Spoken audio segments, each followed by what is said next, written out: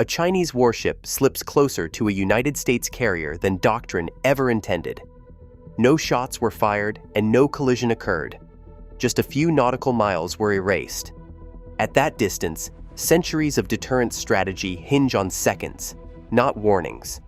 When distance fails, even a routine encounter becomes a test of the entire carrier power system. Why does getting close change everything? And what happens when time and control vanish together?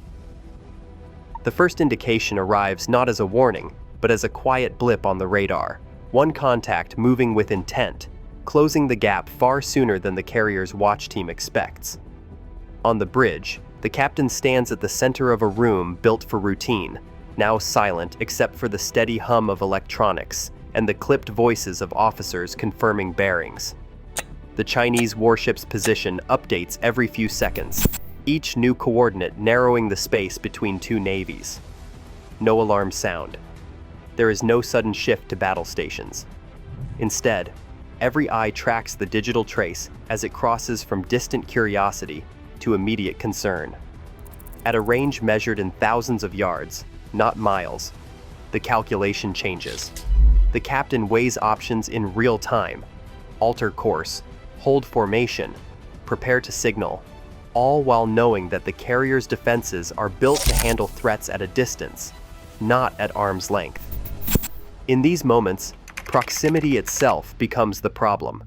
No weapons are unmasked, no hostile act declared, but the simple fact of being too close forces a decision.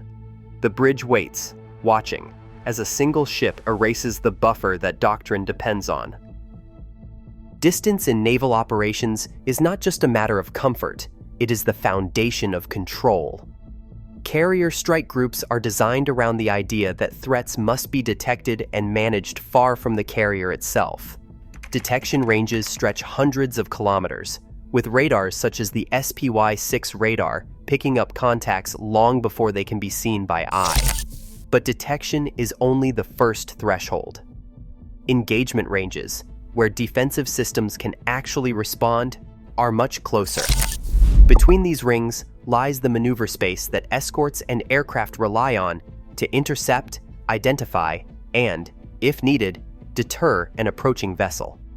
When a ship crosses from the outer detection ring into these inner zones, the timeline for reaction collapses. What was once a process measured in minutes, where operators tracked, classified, and decided, becomes a matter of seconds. A destroyer or cruiser must reposition, air patrols may scramble, and the entire network of sensors and weapons shifts to a higher state of readiness. The closer an intruder gets, the less time there is for human judgment. In these compressed moments, distance is not a buffer.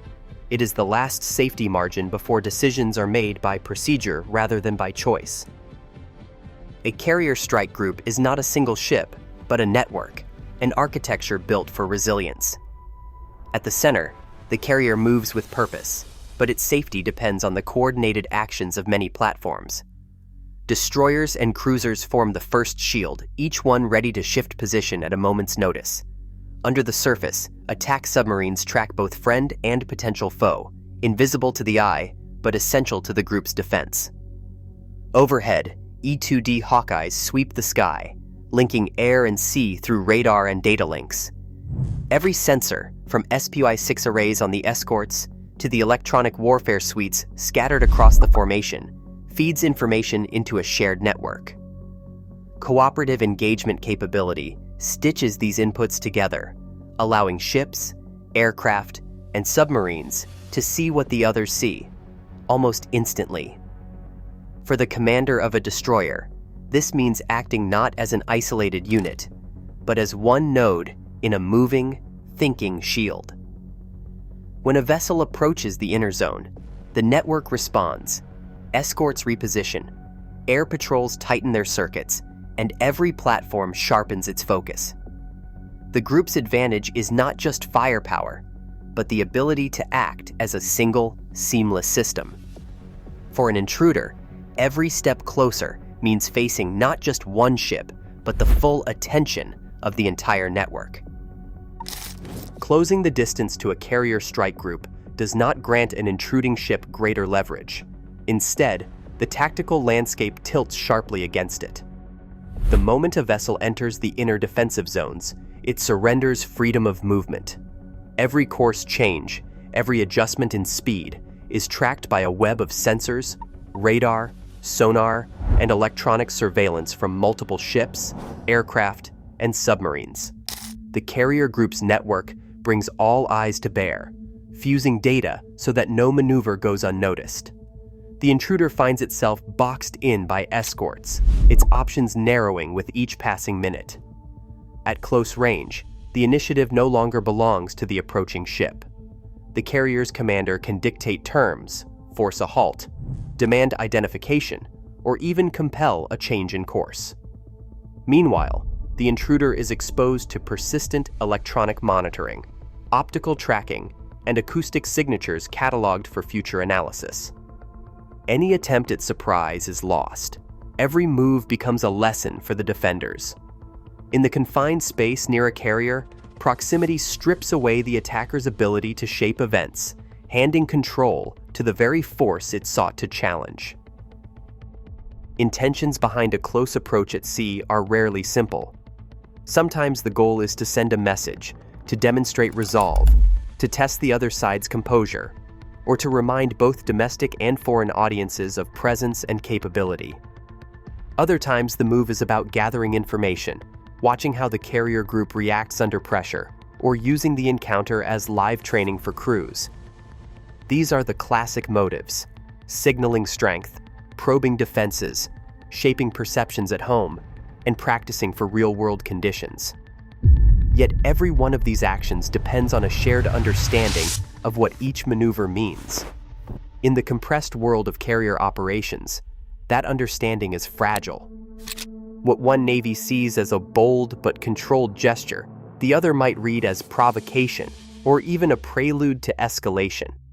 The risk grows when so much depends on interpretation, when a turn to starboard, radio silence, or a steady closing speed could be read as either calculated restraint or hidden threat. Gray zone tactics thrive in this ambiguity, but so do mistakes. At close range, the difference between signaling and miscalculation becomes razor thin, and the intended message can be lost long before it is received. True accidents are rare in these waters. Navigation is no longer a guessing game. Modern warships chart their courses with precision, guided by satellites and constant sensor checks. Carrier groups follow patrol patterns that are as familiar to their crews as city streets, and any ship approaching their orbit does so by choice, not by chance. The deliberate nature of such movement is clear to both sides, yet intention is invisible to the systems that safeguard the carrier. Radars, tracking algorithms, and alert protocols respond only to where a vessel is, not why it is there. A destroyer that turns toward the carrier at a certain angle, or holds a steady speed inside the inner ring, is flagged by the network regardless of what its captain intends. The system cannot read motives. It only registers positions and trajectories. This is where the real danger lies. Even a carefully planned maneuver, meant as a signal or a test, is treated the same as a genuine threat. The margin for error shrinks, not because of human misjudgment, but because the architecture of defense is blind to anything except movement and proximity. A single vessel pressing into the inner zone sets off a sequence that leaves little room for hesitation. The first alert comes as a radar warning, an automated signal that the Intruder is now being tracked not just for position, but for targeting. Within seconds, the carrier's escorts shift formation, locking sensors onto the approaching ship. Rules of engagement protocols dictate the next steps, and if the contact maintains course or closes further, the system elevates its response. Aircraft launch from the flight deck, engines screaming as they climb into a holding pattern overhead, ready to intercept or shadow. Electronic warfare teams activate, scanning for emissions that might signal a hidden threat. Across the strike group, every domain, surface, air, subsurface, and cyber moves to a higher alert. The process is not improvisational.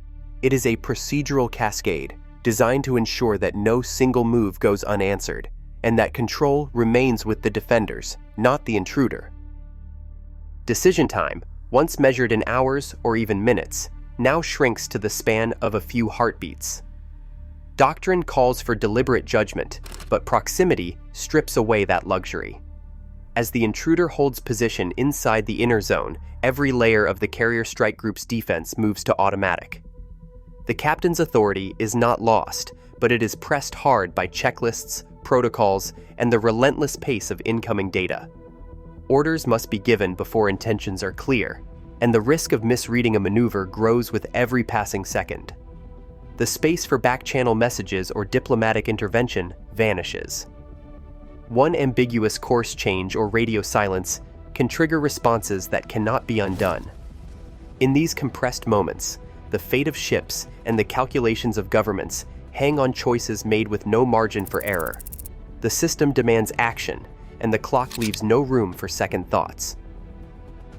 Today, warships operate within seconds of escalation.